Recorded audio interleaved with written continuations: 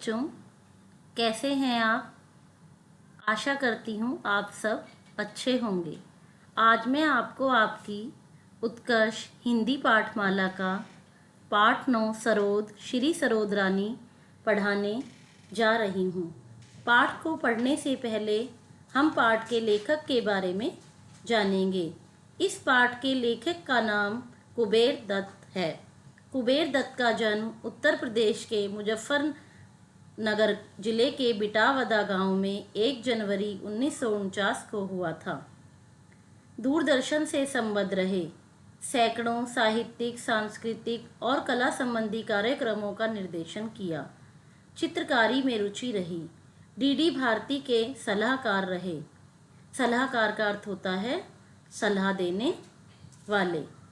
इनकी प्रमुख कृतियां हैं काल काल आपात, केरल प्रवास, कविता की रंगशाला और धरती ने कहा फिर। कृतियां का अर्थ होता है रचनाएं। 2 अक्टूबर 2011 को नई दिल्ली में इनका निधन हो गया। निधन का अर्थ होता है बच्चों मृत्यु। आप जानते ही हैं भारत में ऐसी अनेक विभूतियां हुई हैं जिन्होंने अपना जीवन संगीत साधना को समर्पित किया था। विभूतियां का अर्थ होता है अलौकिक शक्तियां। समर्पित न्यौछावर करना। संगीत की समृद्ध परंपरा के बाद भी इस क्षेत्र में महिलाओं के नाम बहुत कम सुनने में आते हैं। इसका कारण है कि समाज की वह सोच जिसे महिलाओं का घर से बाहर कदम रखना स्वीकार्य नहीं था। जिस दौर में लड़कियों को अड़ोस पड़ोस में जाने के लिए भी घर से बाहर न जाने दिया जाता हो, उस दौर में कोई लड़की संगीत साधना के लिए घर से बाहर जाने की जिद ठान लेती तो क्या हो सकता था। दौर का अर्थ होता है समय। शरण रानी बाकलीवाल वह लड़की थी जिन्होंने अब से लगभग 100 साल पहले ऐसी जिद ठानी थी। अपनी जिद पूरी करवाकर उन्होंने संगीत के क्षेत्र में एक मुकाम हासिल किया। मुकाम का अर्थ होता है पहचान हासिल की। अपनी प्रतिभा के बल पर अपने परिवार को गर्व करने का अवसर दिया। अब हम पाठ को पढ़ना शुरू करते हैं। हमारे समय की संगीत की महान विभूतियों में से एक शरण रानी बाकलीवाल थीं। संगीत के क्षेत्र में उन्हें क्रांतिकारी व्यक्तित्व माना जाता है। भारत में शास्त्रीय गायन के क्षेत्र में तो कई महिलाओं के योगदान को सराहा जाता है, लेकिन शास्त्रीय वादन के फलक पर वे भारत की पहली महिला वाद्य कलाकार थीं जिन्होंने सरोद को साधा था। हमारे समय की जो संगीत की महान विभूतियां थीं उनमें शरण रानी बाकलीवाल का नाम महत्वपूर्ण रूप से लिया जाता है। संगीत के क्षेत्र में उन्हें क्रांतिकारी व्यक्तित्व माना गया है। भारत में शास्त्रीय गायन के क्षेत्र में तो कई महिलाओं के योगदान को सराहा जाता है, अर्थात उनकी तारीफ की जाती है, लेकिन शास्त्रीय वादन के फलक पर, फलक का अर्थ होता है आसमान पर, वे भारत की पहली महिला वाद्य कलाकार थीं जिन्होंने सरोद को साधा था। वाद्य का अर्थ होता है बाजा, बजाने वाला यंत्र। वे संगीतकारों की संगीतकार थीं, विदुषी थीं, साधक थीं, शोधक थीं, चिंतक थीं और वास्तविक रूप में महान गुरु थीं। गुरु शिष्य परंपरा का निर्वहन करते हुए उन्होंने देश विदेश के अनेक शिष्यों और शिष्याओं को मन और जतन से सिखाया था। वे सिखाने की फीस नहीं लेती थीं और आर्थिक रूप से कमजोर 5-10 शिष्य शिष्याएं हमेशा ही उनके घर में रहकर सीखते रहे थे। उनकी हर व्यवस्था वे स्वयं करती थीं। इसका अर्थ है कि वे संगीतकारों की संगीतकार थीं, विदुषी थीं, विद्वान थीं। विद्वान का विलोम शब्द है विदुषी। विद्वान किसके लिए आता है? पुरुष के लिए, और जो विदुषी होती हैं वो है विद्वान का विलोम शब्द, वो हमेशा स्त्री के लिए प्रयोग होता है। साधक थीं, शोधक थीं, खोज करने वाली थी, चिंतक थीं और वास्तविक रूप में वो सबकी महान गुरु मानी जाती थी। गुरु शिष्य की परंपरा का निर्वाह करते हुए उन्होंने देश विदेश के अनेक शिष्यों और शिष्याओं को बड़े मन और मेहनत से सिखाया था। वे सिखाने की फीस नहीं लेती थी और जो कमज़ोर बच्चे होते थे, जो पैसे नहीं दे सकते थे, गरीब होते थे, वो 5-10 शिष्य शिष्याएं हमेशा ही उनके घर में रहकर मुफ्त में उनसे शिक्षा लेते थे। उन्हें वो संगीत मुफ्त में सिखाती थी, उसकी फीस नहीं लेती थी और उसकी हर व्यवस्था वे अपने आप ही करती थी। सरोद रानी बनने के कड़े और कठिन तप के दौरान उन्हें अनेक बाधाएं पार करनी पड़ी। राह आसान नहीं थी। जरा सोचिए, 1920 के आसपास का समय। समाज कई तरह की जकड़बंदियों में फंसा था। पर्दा प्रथा का चलन था। सामान्य शिक्षा महिलाओं के लिए दूर की कौड़ी थी। ऐसे में संगीत शिक्षा का तो सवाल ही नहीं उठता था। संगीत शिक्षा के संस्थान भी कम उपलब्ध थे। महिलाएं अगर संगीत के क्षेत्र में भी थी तो उन्हें ओछी निगाहों से देखा जाता था। संगीत के श्रोता समाज पर भी पुरुषों का वर्चस्व था। सरोद रानी बनने के लिए उन्होंने कड़ा और कठिन तप किया। तप का अर्थ होता है तपस्या। इसके लिए उन्हें अनेक मुसीबतों का सामना भी करना पड़ा, क्योंकि यह रास्ता आसान नहीं था। सन 1920 के जो आसपास का समय था उसमें समाज कई बंधनों में फंसा हुआ था। उस समय पर्दा प्रथा का बहुत ही चलन था। जो औरतें थी वो पर्दा करती थी। उन्हें कहीं पर भी जाने की आज़ादी नहीं थी। सामान्य शिक्षाओं भी महिलाओं के लिए बड़ी ही मुश्किल होती थी। तो ऐसे में संगीत शिक्षा का तो सवाल ही नहीं उठता था। इसका अर्थ है कि संगीत शिक्षा तो उन्हें सिखाई ही नहीं जाती थी। संगीत शिक्षा के जो संस्थान थे, जो विद्यालय थे, वो भी बहुत ही कम थे। महिलाएं अगर संगीत के क्षेत्र में भाग भी लेती थी तो उन्हें बहुत छोटी निगाहों से देखा जाता था, उन्हें पसंद नहीं किया जाता था। संगीत के श्रोता समाज पर भी पुरुषों का वर्चस्व था। वर्चस्व का अर्थ होता है अधिकार, श्रोता सुनने वाले।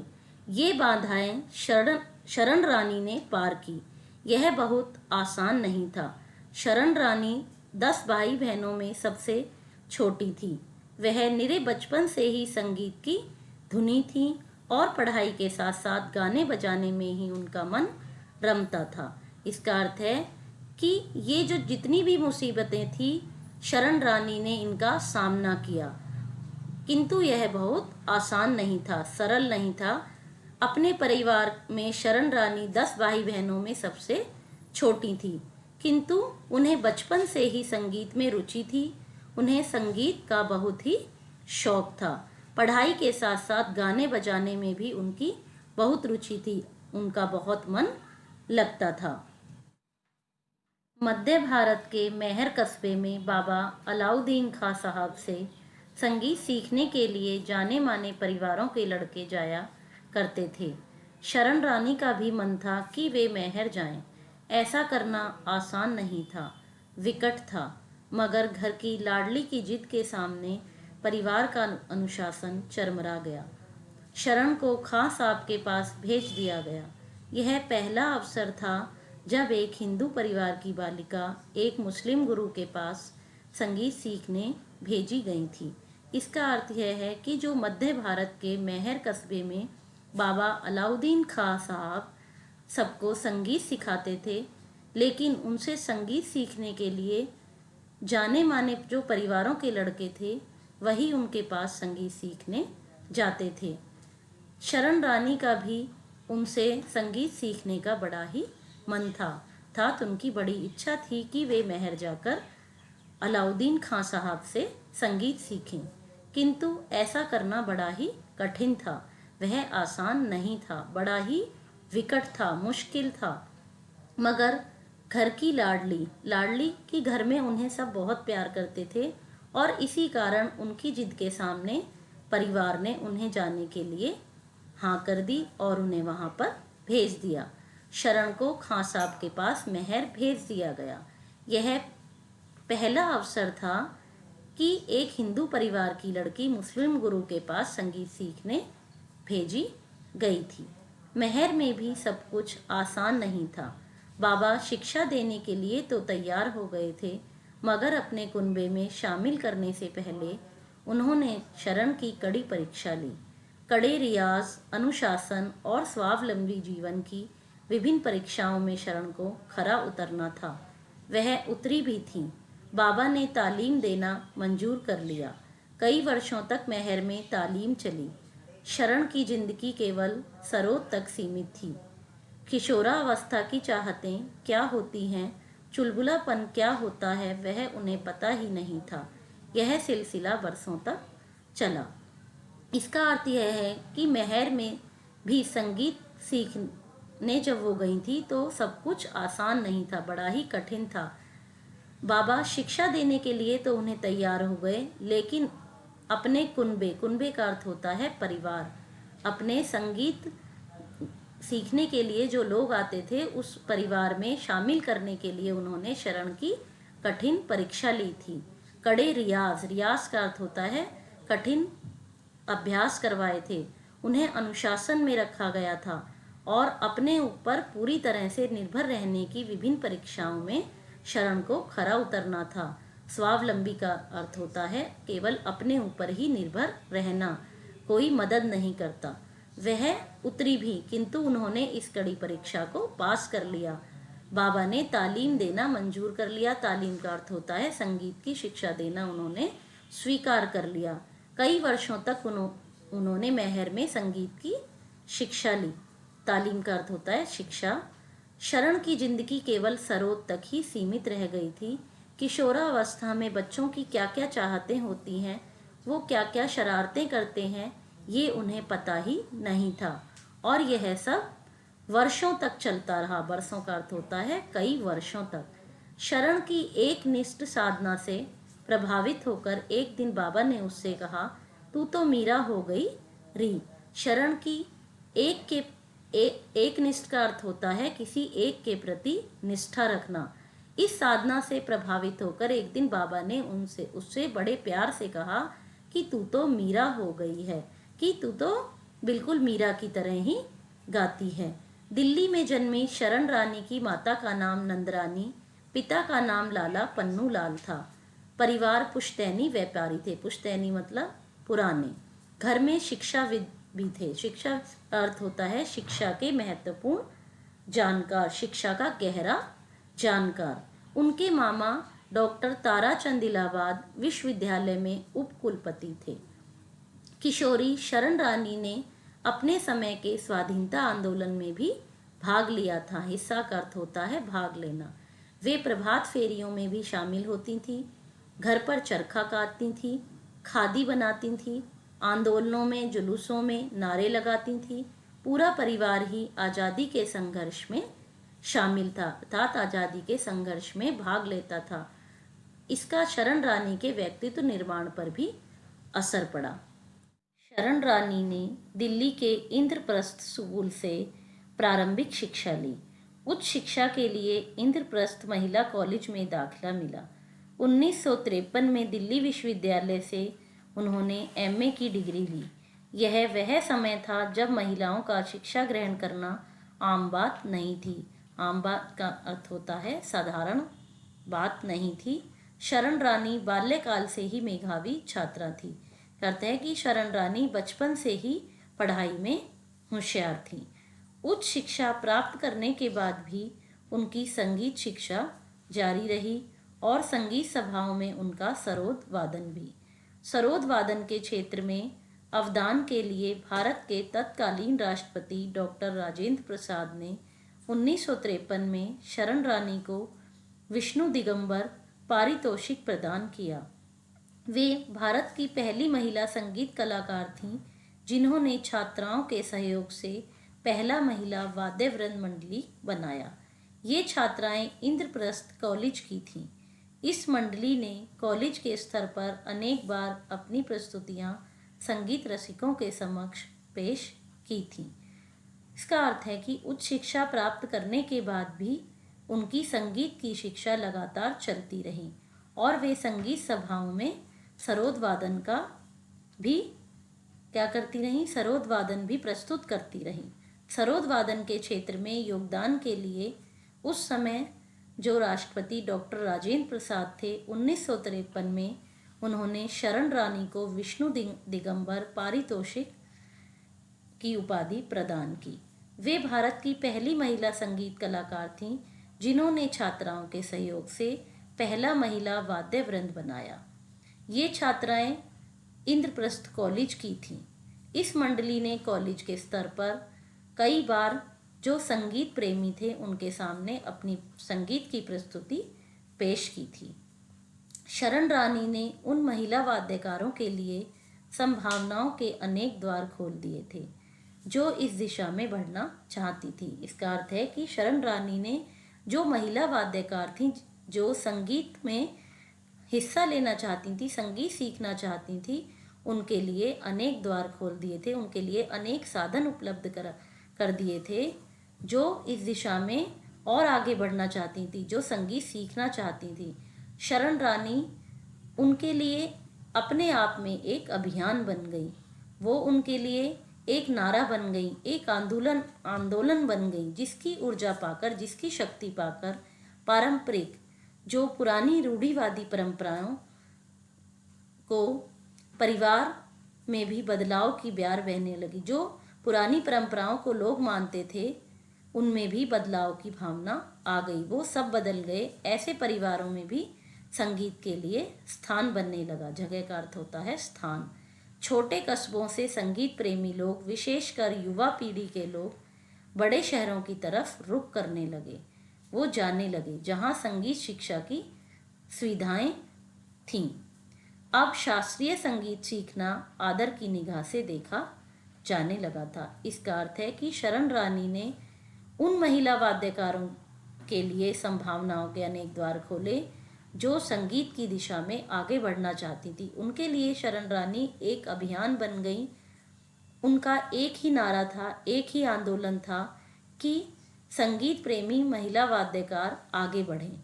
उनकी ऊर्जा से, उनकी शक्ति से जो पुरानी परंपरा को लोग मानते थे जिसमें संगीत नहीं सिखाया जाता था लड़कियों को, तो वो भी बदल गए और अपनी लड़कियों को संगीत सिखाने लगे। ऐसे परिवारों में भी संगीत के लिए एक अलग स्थान बनने लग गया। छोटे कस्बे जो थे उनमें भी लोग संगीत के प्रेमी होने लगे। जो आज की युवा पीढ़ी है वो बड़े शहरों की तरफ जाने लगी जहाँ पर संगीत शिक्षा अच्छे से दी जाती थी, जहाँ पर संगीत शिक्षा की सुविधाएं थीं। और अब शास्त्रीय संगीत सीखना एक आदर की दृष्टि से देखा जाने लगा था। 1960 में शरण रानी का विवाह सुल्तान सिंह बाकलीवाल से हुआ। यह विवाह पूर्णतः उनकी सहमति और इच्छा से हुआ। सुल्तान सिंह बाकलीवाल यूं तो व्यवसायी थे पुश्तैनी स्तर पर, लेकिन मूलतः वे एक बहुस्तरीय कला मर्मज्ञ, कला रसिक, कला संग्राहक और विद्वान थे। कला मर्मज्ञ का अर्थ होता है कि कला को गहराई से जानने वाला। 45 वर्ष की आयु में सन 1974 में शरण रानी और सुल्तान सिंह के घर पुत्री के रूप में राधिका आई। उनकी पुत्री का जन्म हुआ जिसका नाम उन्होंने राधिका रखा, जो आज भी एक जानी मानी व्यवसायी और कला मर्मज्ञ हैं, कला को गहराई से जानने वाली हैं। अनेक स्तरों पर वह अपने माँ के काम को आगे बढ़ा रही हैं। विश्व विख्यात हो जाने पर भी शरण रानी में कभी भी अहंकार नहीं आया। विश्व विख्यात कि विश्व में प्रसिद्ध हो जाने पर भी, विख्यात का अर्थ होता है प्रसिद्ध, उनमें कभी भी घमंड नहीं आया। छोटे कस्बों और शहरों के संगीत प्रेमियों के बीच जाने में उन्हें कभी भी कोई संकोच नहीं होता था। इसके लिए तो उन्होंने कई बार बड़े बड़े शहरों की संगीत सभाओं को भी ना कह दिया था। उन्होंने बैलगाड़ी से भी यात्राएं की, इक्के तांगे से भी और रेल के तीसरे दर्जे में भी। उस समय इक्के तांगे चलते थे, उसमें भी उन्होंने यात्रा की। बैलगाड़ी में भी वो यात्रा करती थी, किंतु उन्हें छोटे छोटे कस्बों और शहरों में जाने में जरा भी कोई संकोच नहीं होता था। उन संगीत प्रेमियों से वहाँ पर भी वह मिलने जाती थी। इसके लिए उन्होंने कई बार यात्राएं बहुत भीषण गहरी, बहुत गर्मी में भी और वर्षा ऋतु में भी ये यात्राएं की थी। प्रख्यात प्रसिद्ध संगीताचार्य पंडित ओमकार नाथ ठाकुर ने उनके सरोद वादन से गहरे तक प्रभावित होकर, उनके सरोद वादन से प्रसन्न होकर शरण रानी को सरोद रानी की उपाधि दी थी।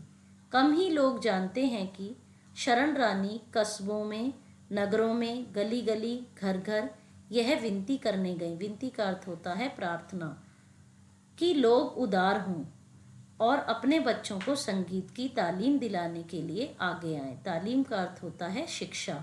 उन्होंने देश में कई संगीत संस्थान भी स्थापित किए थे, जिनमें देश के विभिन्न इलाकों से आए बालक बालिकाओं ने शास्त्रीय संगीत की शिक्षा ली। 1980 में शरण रानी ने उत्तर भारतीय और कर्नाटक शास्त्रीय संगीत के करीब 300 वाद्य यंत्रों का संग्रह राष्ट्रीय संग्रहालय को भेंट किया। 1980 में शरण रानी ने उत्तर भारतीय और कर्नाटक शास्त्रीय संगीत के 300 वाद्य यंत्रों का संग्रह राष्ट्रीय संग्रहालय नामक की संस्था को भेंट किया, उपहार स्वरूप दिया। ये सभी वाद्य यंत्र एकदम सही हालत में हैं और इन्हें बजाया जा सकता है। इनमें से ऐसे भी कई हैं जो टूट फूट गए थे, लेकिन शरण रानी ने बड़े जतन से उन्हें ठीक कराया, बड़ी मेहनत से उनको ठीक कराया और उन्हें सही कराकर उन्हें चलने की अवस्था में ले आई। वे देश के सभी बड़े छोटे शहरों, कस्बों, तमाम जनपदों, अनेक जनपदों, आदिवासी इलाकों में गईं और वाद्य यंत्रों को इकट्ठा किया। इन्हें भेंट करते हुए, इन्हें देते हुए हर वाद्य का विस्तृत ब्यौरा भी सौंपा। विस्तृत ब्यौरा का अर्थ होता है संपूर्ण जानकारी, ताकि शोधार्थियों के लिए आसानी हो सके, ताकि खोज करने वालों के लिए यह सरल हो जाए। इनमें से अनेक वाद्य यंत्र तो दुर्लभ ही कहे जाएंगे। अनेक पुस्तकों की लेखिका डॉक्टर शरण रानी बाकलीवाल ने अंग्रेजी में एक शोधपरक पुस्तक भी लिखी, जिसका नाम था डिवाइन सरोद। दशकों के गहन शोध पर आधारित यह किताब हमें बताती है कि मूल सरोद 2000 ईस्वी पूर्व यानी 2200 वर्ष पहले अस्तित्व में आया था। सच यह है कि शरण रानी जैसी कलाकार विरल ही होती हैं, मुश्किल से ही मिलती हैं। समय बहुत धीरज के साथ ऐसी अद्वितीय प्रतिभा की रचना करता है। अब बच्चों, मैं इस पाठ को समाप्त करती हूँ और यह आशा करती हूँ आपको यह वीडियो पसंद आया होगा। अगर आपको यह वीडियो पसंद आए तो इसे लाइक करना, शेयर करना और सब्सक्राइब करना। बच्चों, मेरी आपसे यह रिक्वेस्ट है कि आप मेरा वीडियो तो देखते हैं लेकिन इसे सब्सक्राइब नहीं करते, तो मेरी आपसे विनती है कि आप मेरा वीडियो देखने के साथ साथ इसे सब्सक्राइब भी करें। धन्यवाद।